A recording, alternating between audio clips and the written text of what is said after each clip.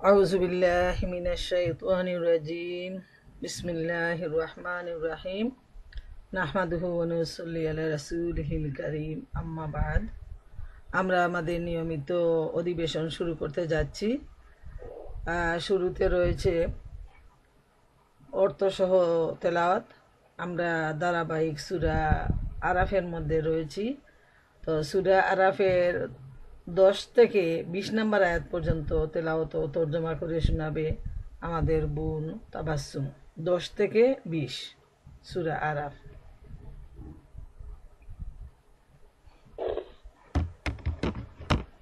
السلام عليكم ورحمة الله وبركاته. ওয়ালাইকুম আসসালাম ওয়া রাহমাতুল্লাহি ওয়া বারাকাতুহু। أعوذ بالله من الشيطان الرجيم. بسم الله الرحمن الرحيم. ولقد مكناكم في الأرض وجعلنا لكم فيها معايش قليلا ما تشكرون.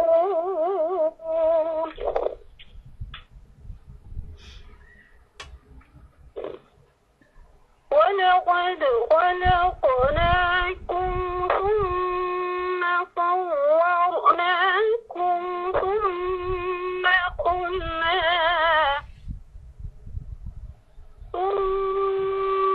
قلنا للملائكة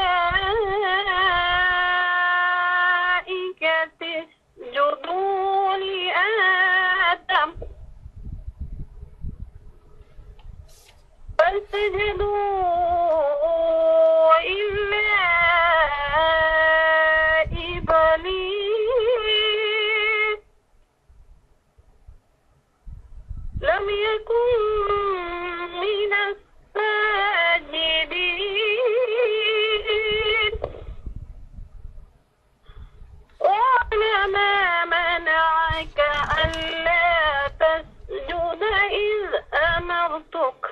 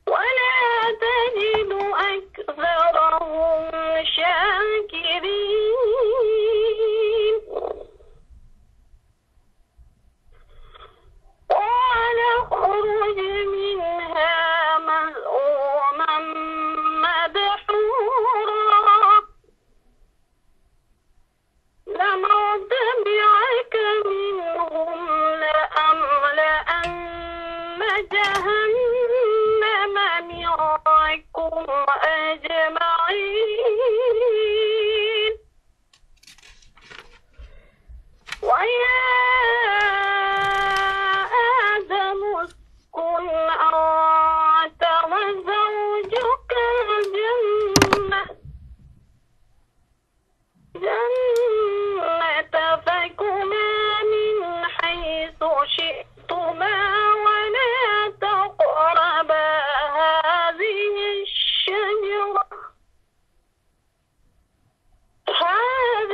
الشجرة فتكونا من الظالمين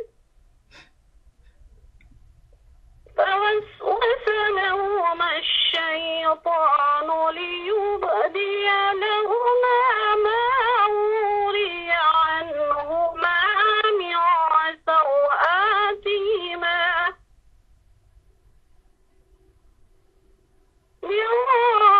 سوآتهما وقال ما نهاكما ربكما عن هذه الشجرة إلا أن تكونا ملكين أو تكونا من الخالدين صدق الله العظيم পরম করুণাময় আল্লাহ নামে শুরু করিতেছি। সূরা আল আরাফ। তোমাদেরকে আমি ক্ষমতা এখতিয়ার সহকারে পৃথিবীতে প্রতিষ্ঠিত করেছি এবং তোমাদের জন্য এখানে জীবন ধারণের উপকরণ সরবরাহ করেছি, কিন্তু তোমরা খুব কমই শুকর গুজারি করে থাকো। আমি তোমাদের সৃষ্টির সূচনা করলাম, তারপর তোমাদের আকৃতি দান করলাম, অতঃপর ফেরেশতাদের বললাম আদমকে সিজদা করো। এই নির্দেশ অনুযায়ী সবাই সিজদা করলো, কিন্তু ইবলিস সিজদাকারীদের অন্তর্ভুক্ত হলো না। আল্লাহ জিজ্ঞেস করলেন, আমি যখন তোকে হুকুম দিয়েছিলাম তখন সিজদা করতে তোকে বাধাই দিয়েছিল কিসে? সে জবাব দিল, আমি তার চাইতে শ্রেষ্ঠ। আমাকে আগুন থেকে সৃষ্টি করেছো এবং ওকে সৃষ্টি করেছো মাটি থেকে। তিনি বললেন, ঠিক আছে, তুই এখান থেকে নিচে নেমে যা, এখানে অহংকার করার অধিকার তোর নেই, বের হয়ে যা। আসলে তুই এমন লোকদের অন্তর্ভুক্ত যারা নিজেরাই নিজেদেরকে লাঞ্ছিত করতে চায়। সে বলল, আমাকে সেই দিন পর্যন্ত অবকাশ দাও যখন এদের সবাইকে পুনর্বার ওঠানো হবে। তিনি বললেন, তোকে অবকাশ দেওয়া হলো। সে বলল, তুমি যেমন আমাকে গোমরাহিতে নিক্ষেপ করেছো তেমনি আমিও এখন তোমার সরল সত্য পথে এ লোকদের জন্য ওঁত পেতে বসে থাকবো। সামনে পেছনে ডাইনে বায়ে সব দিক থেকে এদেরকে ঘিরে ধরবো এবং এদের অধিকাংশকে তুমি শুকরগুজার পাবে না। আল্লাহ বললেন, বের হয়ে যা এখান থেকে লাঞ্ছিত ধিক্কিত অবস্থায়। নিশ্চিতভাবে জেনে রাখিস, এদের মধ্য থেকে যারাই তোর অনুসরণ করবে তাদেরকে এবং তোকে দিয়ে আমি জাহান্নাম ভরে দেব। আর হে আদম, তুমিও তোমার স্ত্রী তোমরা দুজনাই জান্নাতে থাকো, যেখানে যা তোমাদের ইচ্ছা হয় খাও, কিন্তু এই গাছটির কাছে যেও না, অন্যথায় তোমরা জালেমদের অন্তর্ভুক্ত হয়ে যাবে। তারপর তাদের লজ্জার স্থান যা তাদের পরস্পর থেকে গোপন রাখা হয়েছিল তাদের সামনে উন্মুক্ত করে দেবার জন্য শয়তান তাদেরকে কুমন্ত্রণা দিল। সে তাদেরকে বলল, তোমাদের রব যে তোমাদের গাছটির কাছে যেতে নিষেধ করেছেন তার পিছনে এছাড়া আর কোনো কারণ নেই যে পাছে তোমরা ফেরেশতা হয়ে যাও অথবা তোমরা চিরন্তন জীবনের অধিকারী হয়ে পড়ো। আল্লাহ যা বলেছেন সত্য বলেছেন। এতক্ষণ আমি আপনাদেরকে সূরা আল আরাফের 10 নম্বর আয়াত থেকে নিয়ে 20 নম্বর আয়াত পর্যন্ত তেলাওয়াত এবং তার তরজমা করলাম। এখন আমাদের বোন শ্রদ্ধেয় ডাক্তার মালিকা বেগম উনি ওনার সংক্ষিপ্ত দর্স পেশ করবেন। জাযাকাল্লাহু খায়রান। আলহামদুলিল্লাহ, আমরা এতক্ষণ সূরা আরাফের 10 থেকে 20 নম্বর আয়াত পর্যন্ত তেলাওয়াত ও তরজমা শুনলাম। এবার আমি আপনাদের সামনে এই আয়াতগুলোর উপর দার্স পেশ করব। আল্লাহ সুবহানাহু ওয়া তাআলা আমাকে যেটুকু তৌফিক দান করে। ওমা তৌফিকি ইল্লা বিল্লাহ আলাইহি তাওয়াক্কালতু ওয়া ইলাইহি উনীব। মহান আল্লাহ সুবহানাহু তাআলা সূরা আরাফের 10 নম্বর আয়াতে ইরশাদ করেন, আমি তো তোমাদেরকে দুনিয়ায় প্রতিষ্ঠিত করেছি এবং এতে তোমাদের জীবিকার ব্যবস্থাও করেছি, তোমরা খুব অল্পই কৃতজ্ঞতা জ্ঞাপন করো। আল্লাহ তাআলা দুনিয়ার মানুষকে উদ্দেশ্য করে বলছেন যে আল্লাহ দুনিয়ায় মানুষকে প্রতিষ্ঠিত করেছেন এবং শুধু প্রতিষ্ঠিত করেই তিনি ছেড়ে দেননি, বরং এই সাথে তিনি মানুষকে জীবিকার ব্যবস্থা করে দিয়েছেন যাতে মানুষ আল্লাহর দরবারে শুকরিয়া আদায় করতে পারে। আর এখানে জীবিকা বলতে জীবিকার কিন্তু অনেক বেশি অর্থবোধক শব্দ হলো এই যে রিজেক শব্দটা, যেটা আমরা জীবিকা হিসাবে আমরা অর্থ গ্রহণ করে থাকি। তো এর অসংখ্য অর্থ, যেমন জীবিকা বলতে শুধু আমরা মনে করি খাওয়া দাওয়ার ব্যবস্থা বা টাকা পয়সা প্রভাব প্রতিপত্তি, যেটা এটুকুই, বরং তা নয়। জীবিকা বলতে এখানে মানুষকে যতগুলা নিয়ামত দেয়া হয়েছে, মানুষের হাত পা অঙ্গ প্রত্যঙ্গ সন্তান, তারপর তার জ্ঞান বুদ্ধি ক্ষমতা, সবগুলা এই জীবিকার অন্তর্ভুক্ত। আল্লাহ তাআলা আমাদেরকে অসংখ্য অসংখ্য নিয়ামত দিয়ে ধন্য করেছেন যাতে আমরা আমাদের জ্ঞান বুদ্ধিকে কাজে লাগিয়ে আমরা টাকা পয়সা অর্জন করতে পারি, আয় রোজগার করতে পারি। আবার এই আয় রোজগার, এই টাকা পয়সা তো আমরা চিবিয়ে খাইতে পারি না। এই টাকা পয়সাকে কাজে লাগিয়ে ব্যবসা বাণিজ্য করতে হবে, চাকুরি করতে হবে, জ্ঞান অর্জন করতে হবে, তারপর হাট বাজার রান্না বান্না করে তারপর না আমাদের মুখে খাবার আসে। তো এই এতগুলো বিষয় আঞ্জাম দিতে গিয়ে যে নিয়ামতের প্রয়োজন, যে রিজেকের প্রয়োজন, সেটাই জীবিকা অর্থে এখানে আল্লাহ তাআলা ব্যবহার করেছেন। আমরা যদি এদিকে চিন্তা করে দেখি তাহলে আমরা দেখতে পাবো যে আল্লাহ সুবহানাহু তাআলা সূরা মুজাম্মেলের 20 নম্বর আয়াতে ইরশাদ করেন, ফালিয়ানজুরিল ইনসানু ইলা তুআমিহি, মানুষ তার আহারের দিকেও একবার চেয়ে দেখুক। এর মানে কতগুলো পর্যায় অতিক্রম করে এই খাবার তার সামনে আসছে। প্রিয় বোনেরা আমার, আল্লাহ সুবহানাহু তাআলার একটা আয়াত নিয়ে যদি আমরা চিন্তা করি, কথা বলি, ঘন্টার ঘন্টা চলে যাবে, শেষ করা সম্ভব নয়।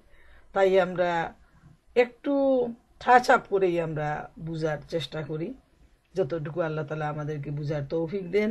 শুধু এই কথাটা যদি আমরা চিন্তা করি যে আল্লাহ তাআলা আমাদেরকে যে রিজেক দিয়েছেন, যে আহারের ব্যবস্থা দিয়েছেন, এই যে আমাদের মনে করেন যারা বাংলাদেশি মানুষ, আমরা বেশিরভাগ যারা বাংলাদেশে বড় হয়েছি, আমরা ভাত মাছ তরকারি মাংস এগুলাই আমরা বেশি পছন্দ করি। কিন্তু দেখেন কোন জায়গার কোন জমিনে দান হয়েছে, সেটা কিভাবে চাল হয়ে আমেরিকায় আসছে, তারপর দেখেন আমরা কিনে আনছি, রান্না করতেছি, কোথায় কোন সাগরে কোন নদীতে কোন হাওরে মাছ জন্ম নিয়েছে, কোন জায়গায় যে গরুটা আমরা খাই মাংসটা খাই, এটা যে খাসিটা আমরা খাই কে লালন পালন করলো, কোথায় হইল। এইভাবে যদি আমরা চিন্তা করি, পেঁয়াজ ডাল মশলা যতগুলা খাবার কত দেশ থেকে দেখেন এই খাবারগুলা একটা পর্যায়ে অতিক্রম করে করে করে করে তারপর আমাদের আশেপাশের গ্রোসারিতে ভেজিটেবল শপে এইগুলাতে আসছে। এরপর আমরা ওইগুলাকে কিনে এনে যার যার মতো করে রান্না বান্না করে তারপর আমাদের প্লেটে সাজায় রাখি। সুবহান আল্লাহ।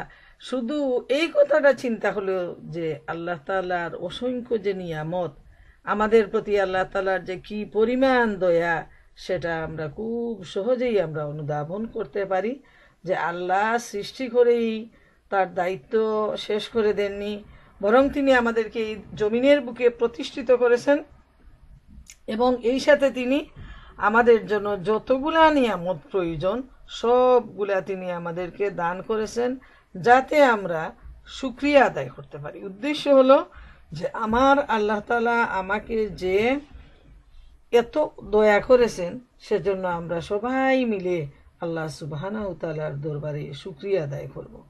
এ প্রসঙ্গে ইমাম আবু জাফর তাবারি রহমতুল্লাহ আলাইহে তিনি এই আয়াতে ইরশাদ করেন যে আল্লাহ বলছেন, হে মানব জাতি, আমি তোমাদেরকে পৃথিবীতে প্রতিষ্ঠিত করেছি, তোমাদের বিছানা বিশ্রামের জায়গা করে দিয়েছি, তোমাদের জীবিকারও ব্যবস্থা করেছি।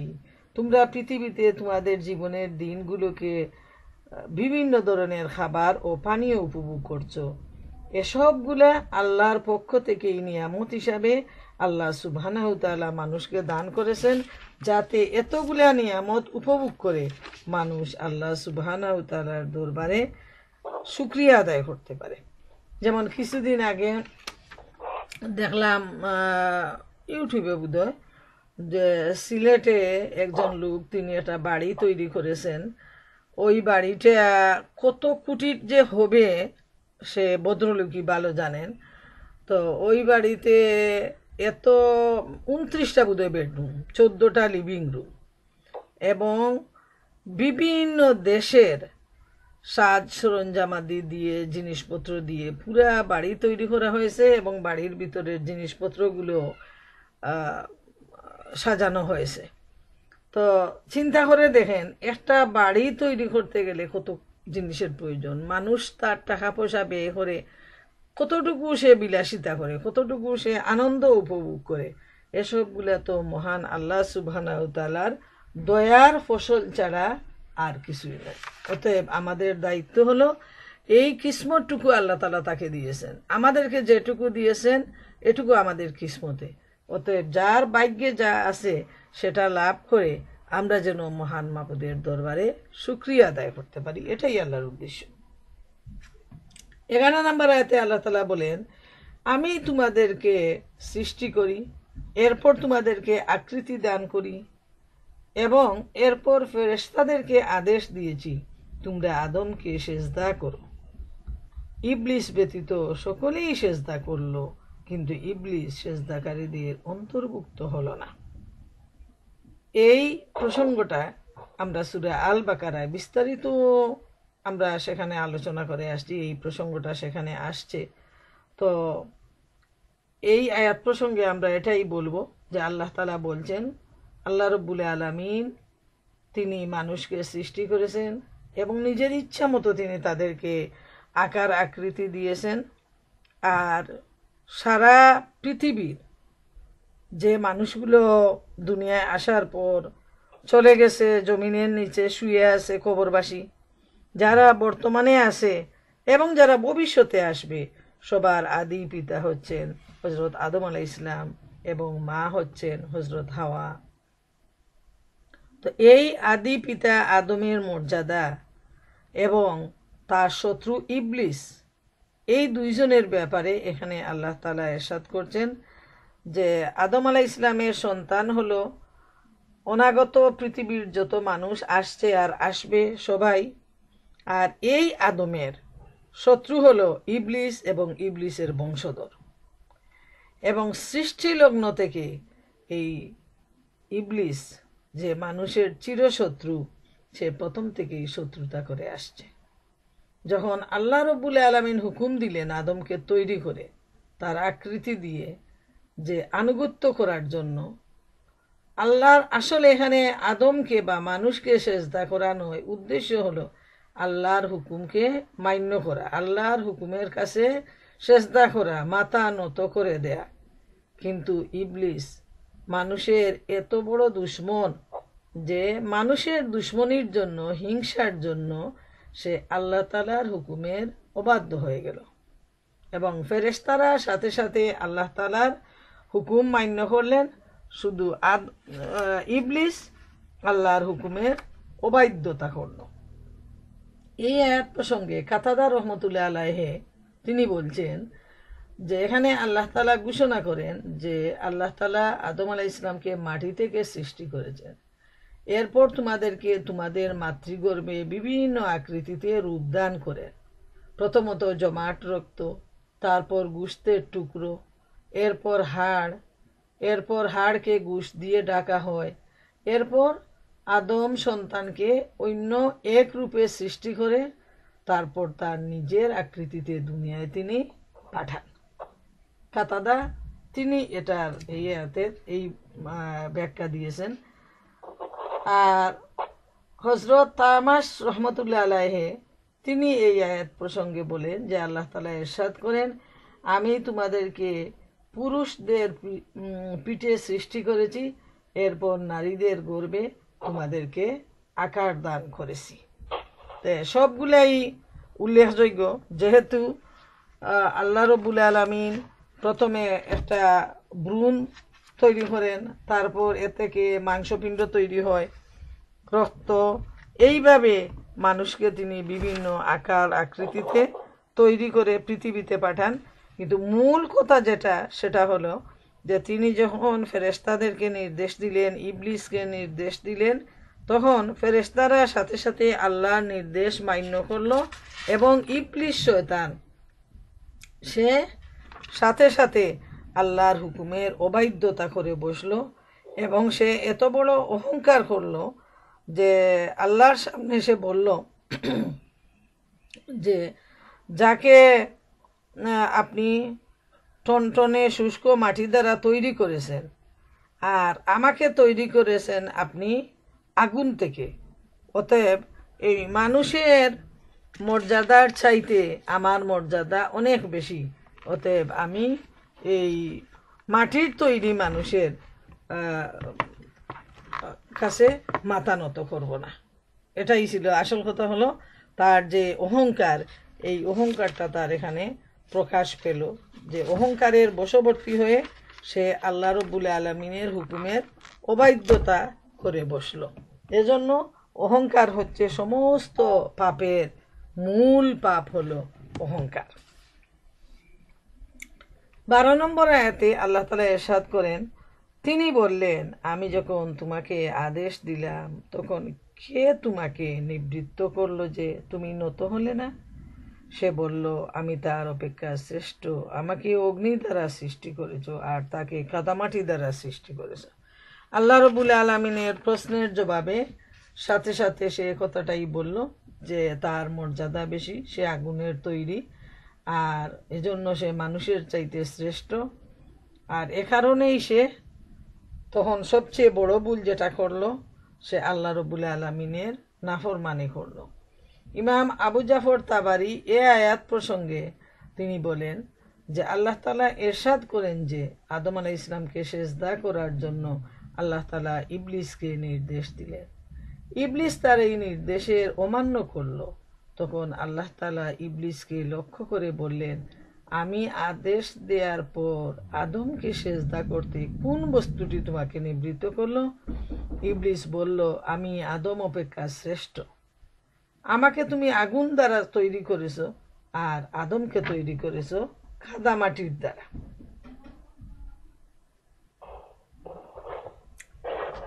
তো এখান থেকে আমরা এই বিষয়টাই আমরা বুঝতে পারলাম যে অহংকার যে পতনের মূল। একটা প্রবাদ রয়েছে যে অহংকার কত ক্ষতিকর, যে ইবলিসের যে মর্যাদা ছিল সে ইবাদতের মাধ্যমে ফেরেশতার সমপর্যায়ের মর্যাদা লাভ করেছিল, কিন্তু অহংকার তাকে এত নিকৃষ্ট করলো সে আল্লাহর কাছে ধিক্কৃত, লাঞ্ছিত হয়ে জান্নাত থেকে চিরজীবনের জন্য সে বহিষ্কৃত হয়ে গেল। তা আমাদেরকে লক্ষ্য রাখতে হবে যে কোনো অবস্থায় যেন আমরা অহংকারের দ্বারে কাছেও না যাই।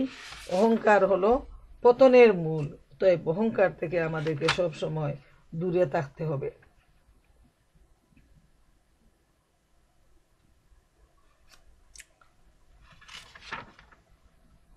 তেরো নম্বর আয়াতে আল্লাহ তাআলা ইরশাদ করেন, তিনি বলেন, এ স্থান হতে নেমে যাও, এখান থেকে অহংকার করবে এটা হতে পারে না, সুতরাং বের হয়ে যাও, তুমি নিকৃষ্ট, মানে অধমদের অন্তর্ভুক্ত। এখন আল্লাহ রব্বুল আলামিন ইবলিসের উপর রাগান্বিত হয়ে গেলেন, যেহেতু এত বড় অবাধ্য সে, আল্লাহর সামনে সে আল্লাহর হুকুমের অবাধ্যতা করে বসলো, অমান্য করে বসলো। তাই আল্লাহ সুবহানাহু ওয়া তাআলার পক্ষ থেকে নির্দেশ আসলো যে যারা অহংকারী, অবাধ্য, তাদের স্থান জান্নাতে নয়, বরং জান্নাত তৈরি করা হয়েছে যারা আল্লাহর অনুগত বান্দা, যারা আল্লাহর দাস, যারা গুলাম, যারা সার্ভেন্ট, যারা আল্লাহর কাছে সদা মাথা নত করতে প্রস্তুত থাকে এবং মাথা নত করার প্রচেষ্টায় রাত দিন 24 ঘন্টা তারা আল্লাহর দরবারে কান্নাকাটি করে আল্লাহর প্রিয় হওয়ার জন্য, আল্লাহর অনুগত হওয়ার জন্য, বাধ্য থাকার জন্য, তাদের জন্যই রয়েছে এই নিয়ামতে পরিপূর্ণ জান্নাত। আর যারা অহংকারী, অবাধ্য, বিদ্রোহী, পাপী, তারা এই জান্নাতের অধিকারী নয়। তাই আল্লাহ সুবহানাহু ওয়া তাআলা সাথে সাথে ইবলিসকে বললেন যে তুমি এ জায়গা থেকে নেমে যাও, তুমি এখানে অহংকার করবে, এটা কোনো সময়ই হতে পারে না, অহংকারীদের জায়গা এটা নয়, তুমি হলে অধম, তুমি হলে নিকৃষ্ট, আর যারা নিকৃষ্ট, অধম, পাপী, তারা এখানে আর একটা মুহূর্ত অবস্থান করতে পারে না। তাই আল্লাহ সুবহানাহু ওয়া তাআলা এই পাপী ইবলিস শয়তান, যে সব শয়তানের বড় শয়তান, যে হলো মূল নেতা, সেই ইবলিসকে তিনি তৎক্ষণাৎই এখান থেকে বের হয়ে যাওয়ার নির্দেশ দিলেন।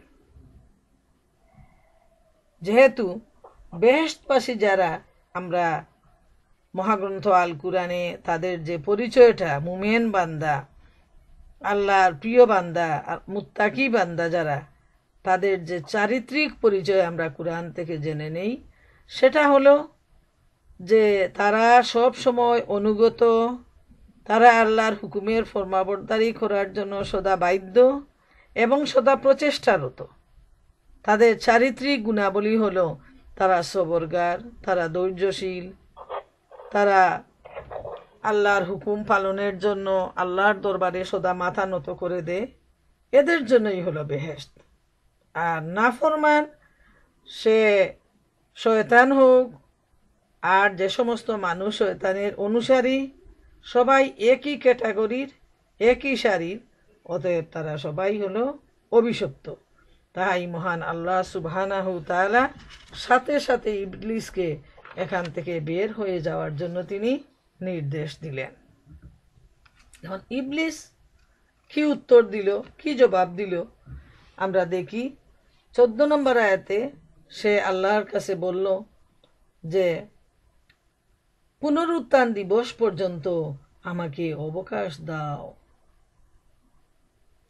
এখন সে বিপদে পড়ে গেল যে এখন আমি কি করব, আমি তো অবাধ্য হয়ে গেছি, আমি তো বিপদগ্রস্ত হয়ে গেছি, আমি তো লাঞ্ছিত হয়ে গেছি, আমার তো আর কোনো কিছু করার কোনো উপায় নেই।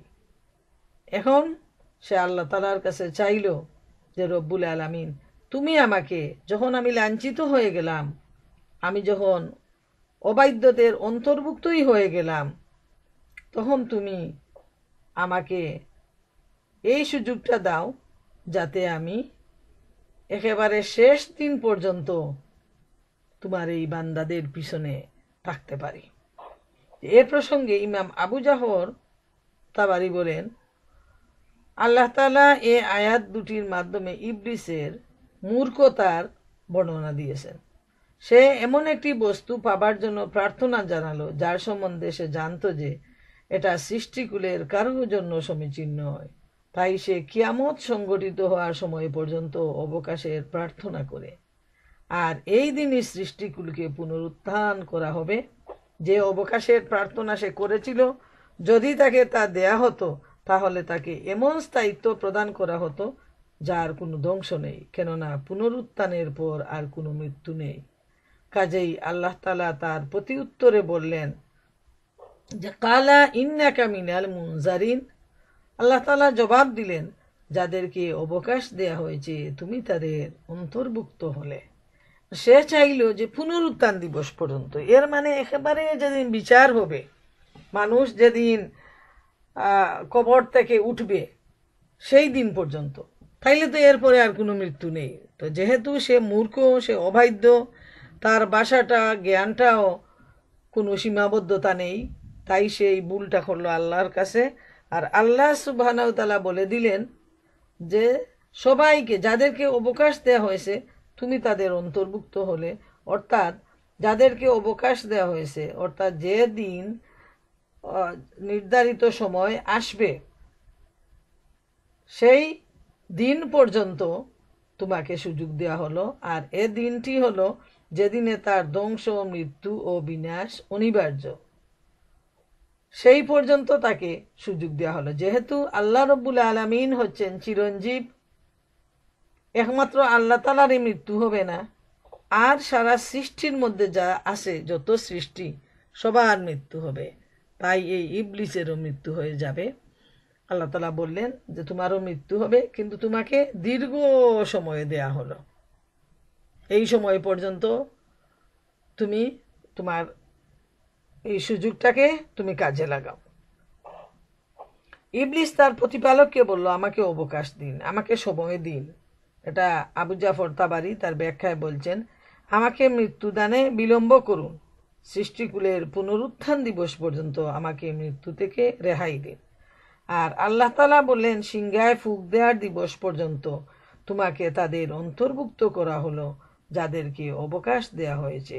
এরপর আল্লাহ তাআলা যাদের ইচ্ছে করেছেন তাদের ব্যতীত যারা নবমণ্ডল ও ভূমণ্ডলে রয়েছে তাদের সকলে সেদিন মূর্ছিত হয়ে পড়বে। অর্থাৎ জীবনের পৃথিবীর শেষ দিন পর্যন্ত যতদিন মানুষ থাকবে পৃথিবীতে, ততদিন কিন্তু এই ইবলিসকে সুযোগ দেয়া হলো যে সে মানুষের পিছনে থাকবে। যেহেতু সে তো চিরলাঞ্ছিত, তার তো আর কোনো সুযোগ নেই তার বাঁচার।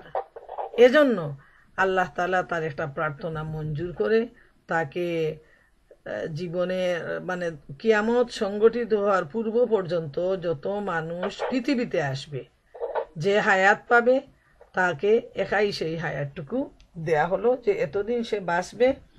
এই প্রার্থনা তার মঞ্জুর করা হলো। 16 নম্বর আয়াতে আল্লাহ তাআলা ইরশাদ করেন, সে বলল, তুমি আমাকে শাস্তি দান করলে, এজন্য আমিও তোমার সরল পথে মানুষের জন্য নিশ্চয় ওত পেতে থাকবো। প্রিয় বোনেরা আমার, চিন্তা করে দেখেন শয়তান কিভাবে আল্লাহ সুবহানাহু ওয়া তাআলার সাথে আর্গুমেন্ট করে যাচ্ছে। এখন তার তো মাথা নষ্ট হয়ে গেছে, ছানা বড়া হয়ে গেছে, যে সে তো চিরলাঞ্ছিত, চিরদীক্ষিত। মানুষের যে সুযোগ আছে, যত পাপী হোক মানুষ, সে যদি তওবা করে, তাকে সুযোগ দেয়া হয়েছে যে আল্লাহ রব্বুল আলামিন তার তওবা কবুল করবেন, তাকে মাফ করে দিবেন, তাকে আবার জান্নাতে দিবেন। কিন্তু ইবলিস শয়তানকে তো সে সুযোগটা আর দেয়া হয়নি। সে হলো চিরলাঞ্ছিত। অতএব এজন্য তাকে একটা প্রার্থনা তার কবুল করা হলো যে আজীবন দুনিয়া যতদিন থাকবে সে ততদিন থাকবে, এবং এজন্য সে আল্লাহর সাথে আর্গুমেন্ট করলো আর বলল যে তুমি আমাকে শাস্তি দান করলে। এর মানে এত বড় ধরনের একটা শাস্তি।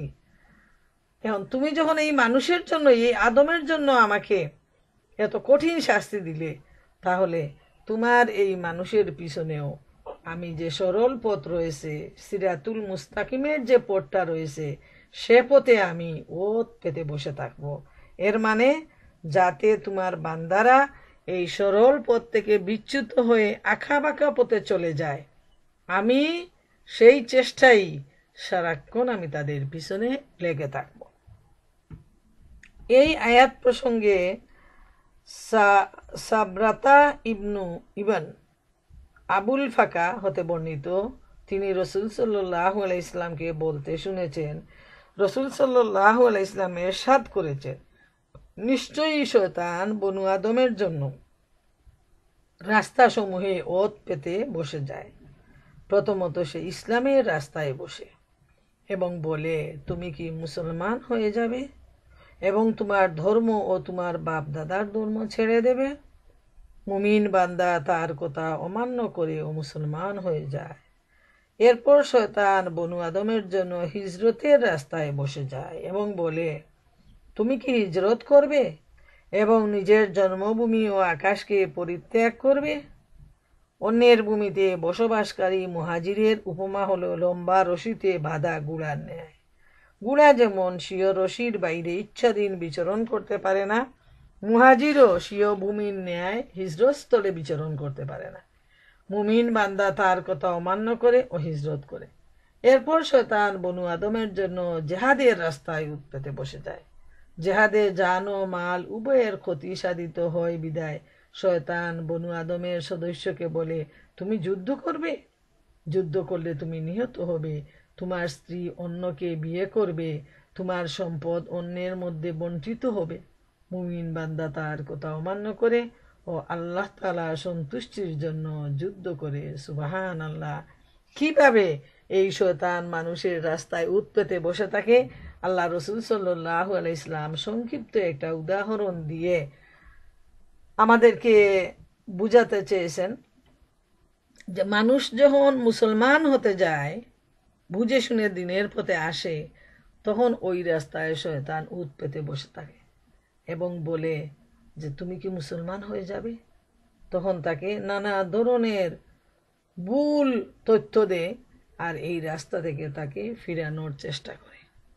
এইভাবে মানুষ যখন, এখানে শুধু 3-4টা ব্যাপার বলা হয়েছে, কিন্তু অন্যান্য জায়গায় আসছে আরো অসংখ্য হাদিস রয়েছে যে কিভাবে শয়তান মানুষকে বিভ্রান্ত করে। মনে করেন একজন মানুষ, সে নামাজি, সে নামাজে সে হয়তো নিয়মিত জামাত গুজার, জামাতে গিয়ে সে নামাজ পড়ে এবং আল্লাহর কাছ থেকে সে অনেক বেশি সওয়াব অর্জন করে, তার গুনাহ আল্লাহ মাফ করে দেন। কিন্তু এই যে মুসল্লি, তার রাস্তায় সে উৎপেতে বসে যায় এবং তাকে নানাভাবে বাধা দেওয়ার চেষ্টা করে। এই ধরনের একটা স্টোরি রয়েছে যে একজন মুসল্লি, যিনি ফজরের নামাজও নিয়মিত জামাতে আদায় করেন, যেহেতু অনেকে আছেন যে 2-3 ওয়াক্ত পড়েন সুবিধা মতো, কিন্তু ফজর আর এশার নামাজ জামাতে পড়ার মধ্যে রয়েছে খুব বেশি সওয়াব। হাদিস শরীফে আসছে যে এশার নামাজ জামাতে পড়লো আর ফজরের নামাজ জামাতে পড়লো, তার পুরা রাত ইবাদতের মধ্যে রয়ে গেল। যেহেতু তার শেষ কাজটা ছিল নামাজ, সে জামাতে আদায় করেছে এবং দিনের শুরুটাও হলো তার নামাজ, সে মসজিদে গিয়ে জামাতে আদায় করেছে, ওতে পুরা রাতই হলো তার ইবাদত। এত গুরুত্ব দেওয়া হয়েছে।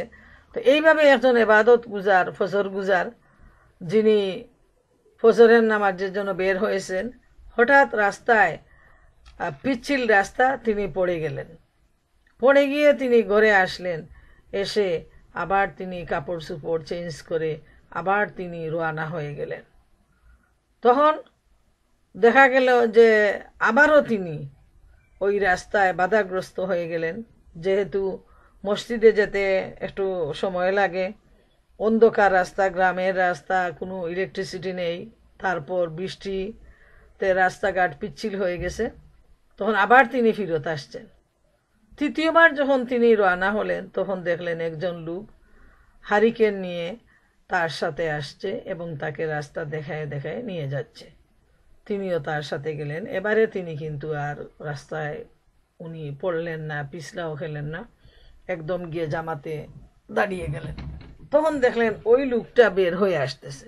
জিজ্ঞেস করলেন, কি ব্যাপার, তুমি আমাকে এতটা হেল্প করলে মসজিদে আসতে, এখন তুমি না নামাজ পড়বে আর না পড়ে তুমি চলে যাচ্ছ, কি কি বিষয়, তোমাকে বলতে হবে।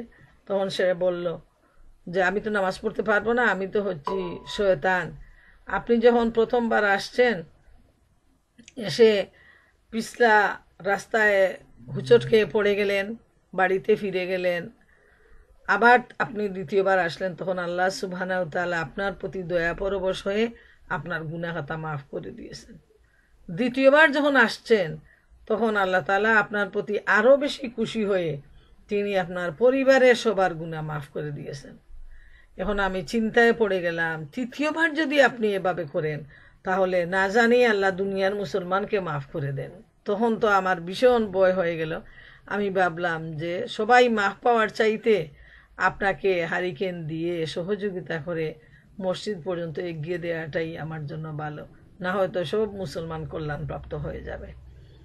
তো এখন চিন্তা করে দেখেন প্রিয় বোনেরা আমার, যে শয়তান কতটুকু হিংসাপরায়ণ মানুষের প্রতি, যেহেতু সে ওয়াদাবদ্ধ মানুষকে সিরাতুল মুস্তাকিমের পথ থেকে সে বিভ্রান্ত করবে, তাই আমরা যখন নামাজ পড়ি, আমরা যখন ইবাদত বন্দেগী করি, আমরা যখন কোরআনের মজলিসে বসি, সর্বাবস্থায় শয়তান আমাদের পিছনে থাকে এবং আমাদেরকে দূরে সরাইয়ে নেয়ার জন্য প্রাণপণ চেষ্টা করে। এই জন্য দেখবেন কিছুদিন অনেক বোনেরা ওই কোরআনের মজলিসে আসবে, তারপর দেখবেন আর ভালো লাগে না, আর ভালো লাগে না, ওদের আর কোনো খোঁজ খবর পাওয়া যায় না, যেহেতু শয়তান তাদেরকে বিভ্রান্ত করে মজলিস থেকে সরায় নেয়। যে কি প্রয়োজন এই 1 ঘন্টা সময় তুমি কান লাগাই ফোনের মধ্যে বসবে, এত কষ্ট করার কোনো প্রয়োজন আছে নাকি? কোনো প্রয়োজন নেই এসব শোনার বুঝার, যা করতেছো ঢের হয়ে গেছে, আর না। তখন সেই লোকটাও মনে করে যে আসলেই তো আমার ঘরে আমার ছেলে মেয়ে, আনন্দ ফুর্তি, আমার সংসারের কত কাজ, তা আমি আর এখানে এত কষ্ট করে বসে থাকবো কেন?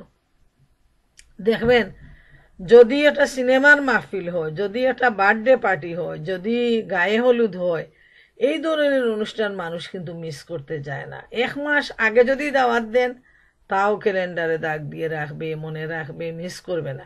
সেজন্য অনেক টাকা পয়সা খরচ করবে, নতুন শাড়ি গয়না কিনবে।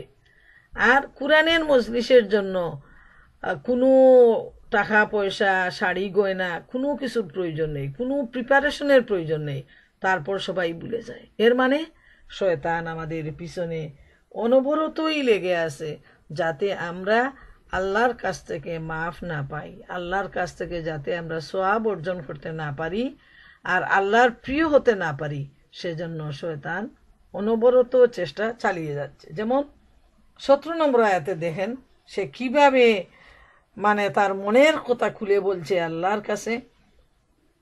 এরপর আমি তাদের নিকট, শয়তানের বাক্য হলো, সে আল্লাহ তাআলার সামনে বলতেছে, এরপর আমি তাদের নিকট আসবই, তাদের সম্মুখ, তাদের পশ্চাৎ, দক্ষিণ, বাম দিক হতে, এবং তুমি তাদের অধিকাংশকে কৃতজ্ঞ পাবে না।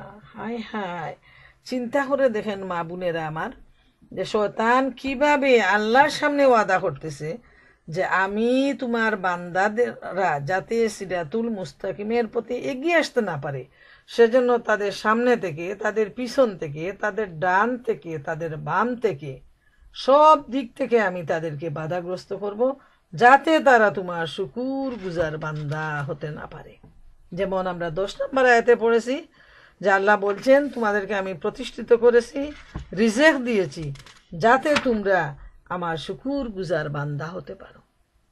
আর এখানে আমরা দেখলাম শয়তান কিন্তু সেই আয়াতের পরিপ্রেক্ষিতে বলতেছে যে আমি যাতে তোমার বান্দা তোমার শুকুরগুজার হতে না পারে, সেজন্য আমি সামনে থেকে, পিছনে থেকে, ডান থেকে, বাম থেকে অনবরত আমি তাকে বাধাগ্রস্ত করব।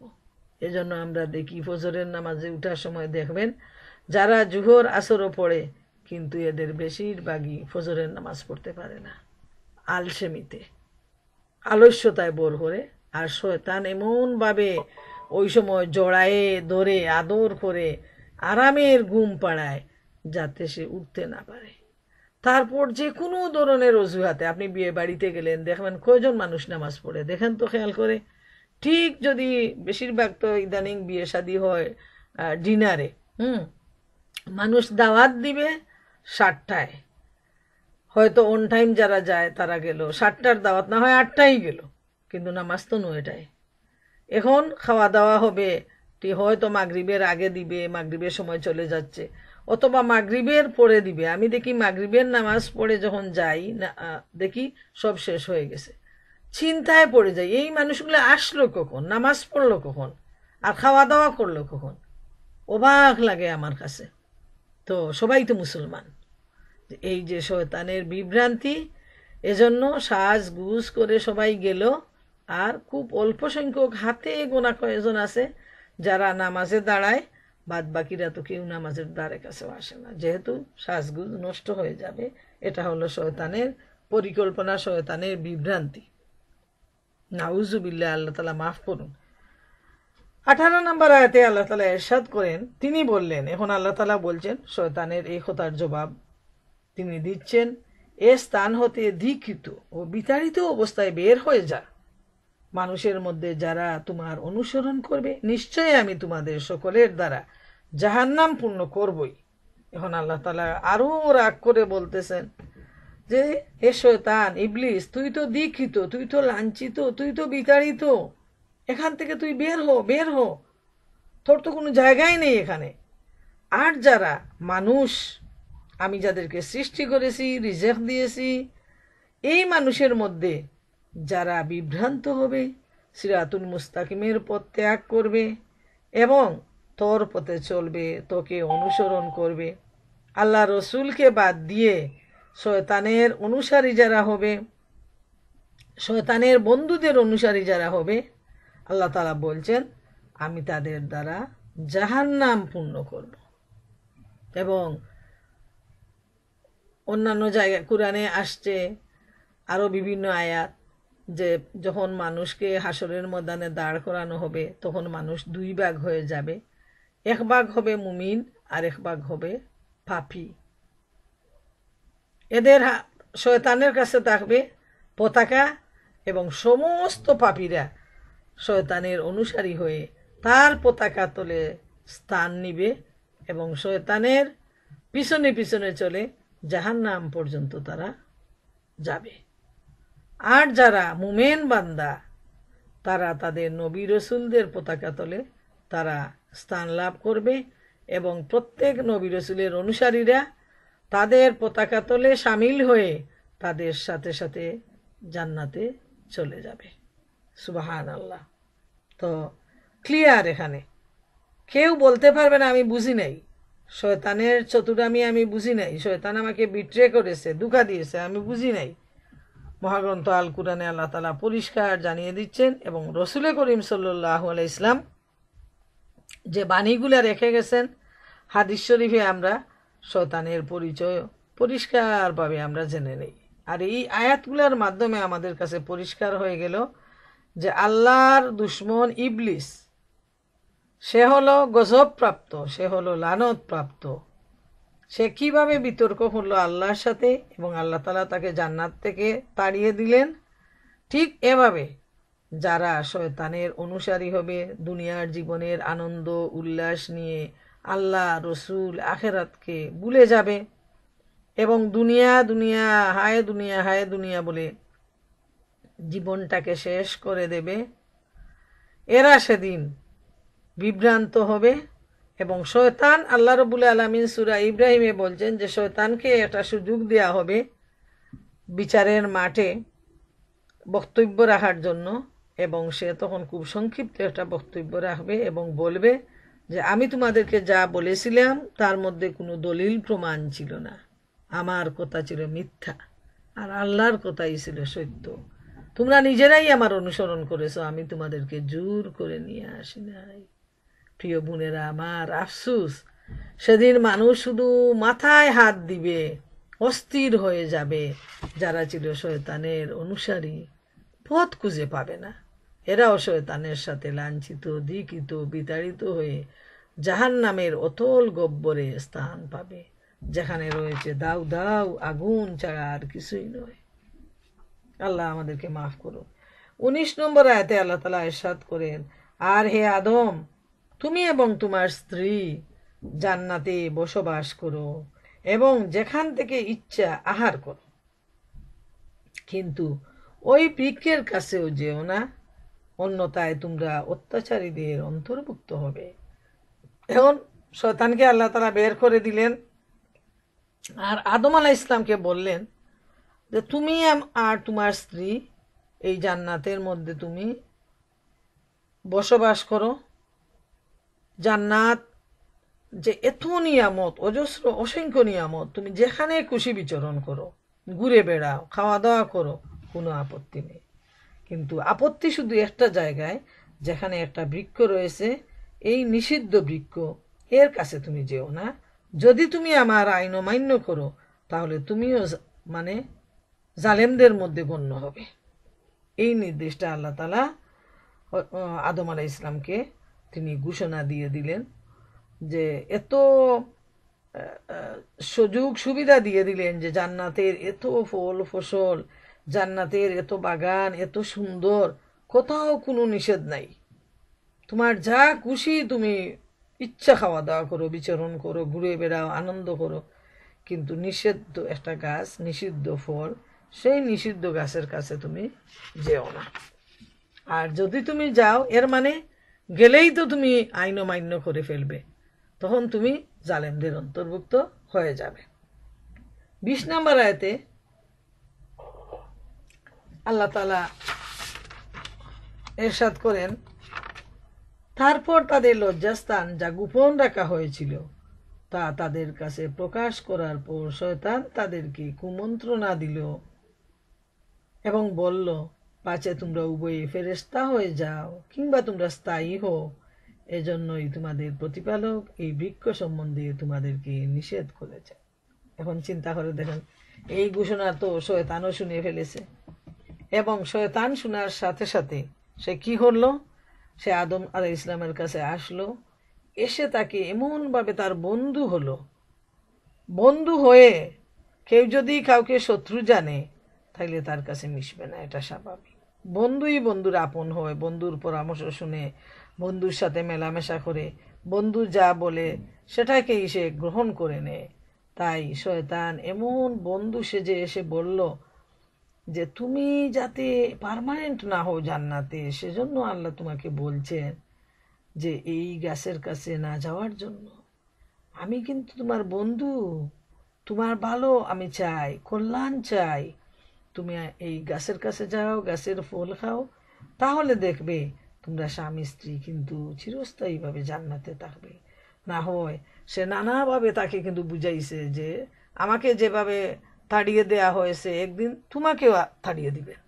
এইভাবে সে অনেক সুন্দর করে সে আদম আলাইহিস ইসলামকে সে হযরত হাওয়া আলাইহিস ইসলামের প্রতি সে দৃষ্টি আকর্ষণ করলো এবং তাকে বুঝানোর চেষ্টা করলো, নানা সুন্দরভাবে সে কুমন্ত্রণা দিল এবং তিনি সে এমনভাবে সে বন্ধুর বেশে সে কথাগুলো বলল যাতে তিনি বিশ্বাস করেন, এবং এক পর্যায়ে তিনি বিশ্বাস করে ফেললেন এবং কল্যাণের জন্য, এই বেহেশতে আল্লাহর আইন অমান্যের জন্য নয়, মনে রাখবেন, জান্নাতে চিরস্থায়ী হওয়ার জন্য তিনি বৃক্ষের কাছে গেলেন এবং সেই নিষিদ্ধ ফল তিনি খেলেন।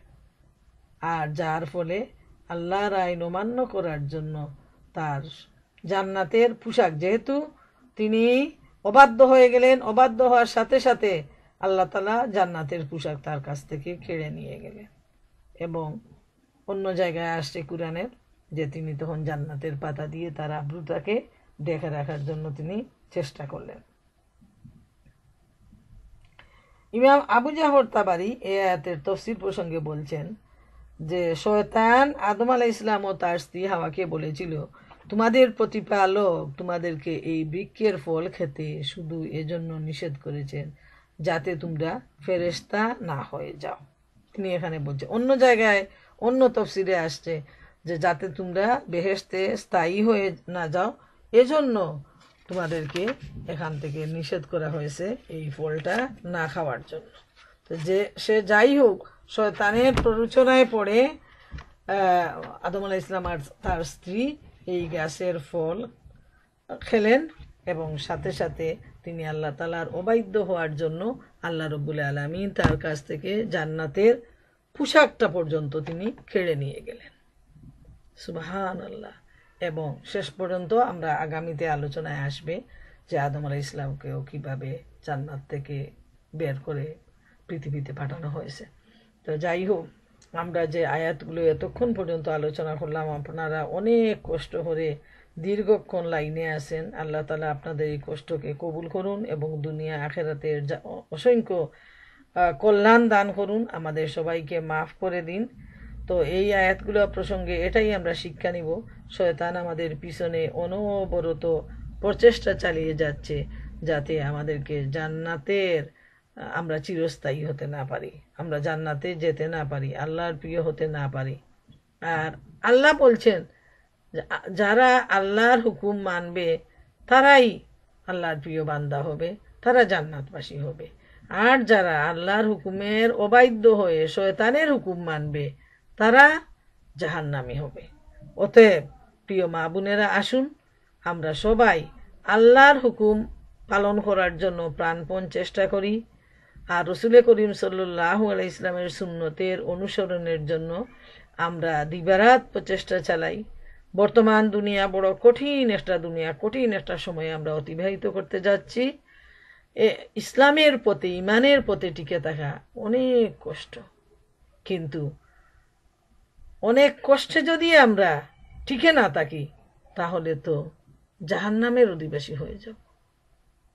তাই চিরস্থায়ী জান্নাতের বাসিন্দা হওয়ার জন্য, আল্লাহর প্রিয় হওয়ার জন্য আসুন আমরা আল্লাহর হুকুম পালনের জন্য, রসুলের সুন্নত পালনের জন্য আমরা প্রাণপণ চেষ্টা করি, এবং অন্যদেরকেও আমরা এই চেষ্টা করার জন্য আমরা তাগিদ দেই। আল্লাহ তাআলা আমাদেরকে কবুল করুন।